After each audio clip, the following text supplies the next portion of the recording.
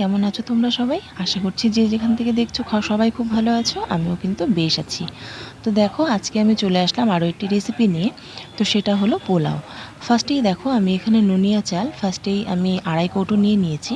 এরপর আমি চালটাকে খুব ভালো করে ধুয়ে নিচ্ছি। তো তোমরা ভিডিওটা দেখতে থাকো, আশা করছি ভালো লাগবে।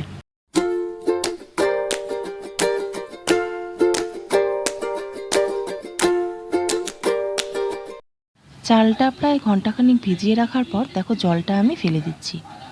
এরপর একটি পাত্রের মধ্যে আমি এখানে নিয়ে নিচ্ছি ঘি আর পরিমাণ মতো হলুদ। তো এটাকে আমি একটু গরম করে নেব।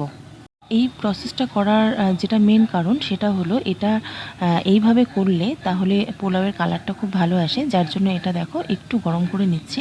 এবং এটা যখন ঠান্ডা হবে তারপর দেখো আমি এটা চালের মধ্যে মিশিয়ে নেব।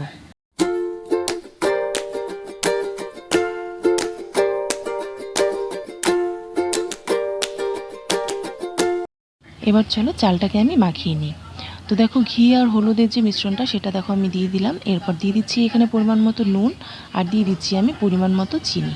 তারপর এটা খুব ভালোভাবে আমি মেখে নেব।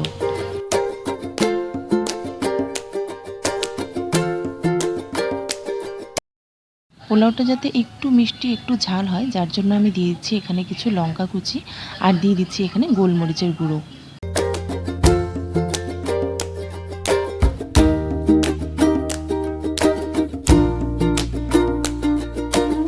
এরপর দেখো এখানে আমি দিয়ে দিচ্ছি পরিমাণ মতো তেল আর তারপর দিয়ে দিচ্ছি আমি তেজপাতা। তো তেজপাতাটা একটু ভাজা হয়ে গেলে এরপর আমি এখানে দিয়ে দেব গরম মশলা। তো দেখো এখানে আছে দারচিনি, এলাচ আর এখানে আছে লবঙ্গ। তো দেখো এটা ভালো করে ভাজা হয়ে গেছে। তারপর আমি দিয়ে দিচ্ছি কাজু আর কিশমিশ। তো এটা এবার ভালো করে একটু ফ্রাই করে নিতে। ভালো করে এটা আমার ফ্রাই হয়ে গেছে। এবার দেখো ম্যারিনেট করে রাখা যে চালটা, সেই চালটা আমি এবার এতে দিয়ে দিলাম। চালটা এবার দেখো আমি একটু ভালো মতন করে ভেজে নেব।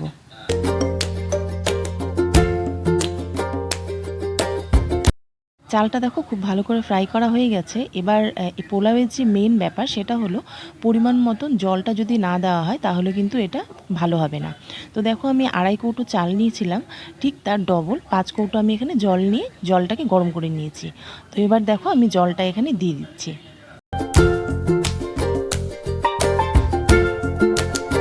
ভালো করে নাড়াচাড়া করে আমি দেখো মিশিয়ে নিচ্ছি। এরপর এটা আমি ঢেকে দেব এবং গ্যাসটা একদম কমিয়ে দেব। এটা পুরোপুরি হতে 10 থেকে 12 মিনিট সময় লাগবে, কিন্তু তার মাঝে দেখো যখন 6 থেকে 7 মিনিট হবে তারপর কিন্তু এটা খুলে একটু ভালো করে নাড়াচাড়া করতে হবে।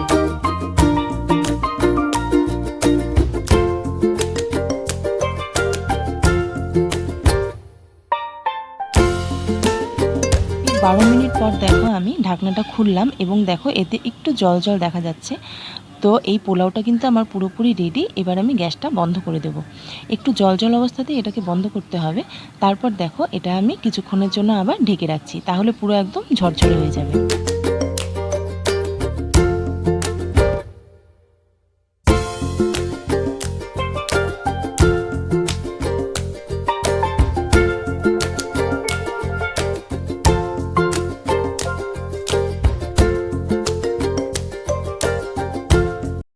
কিছুক্ষণ পর ঢাকনাটা খোলার পর আমার পোলাওটা ঠিক এইরকম ঝরঝরে হয়ে গিয়েছে।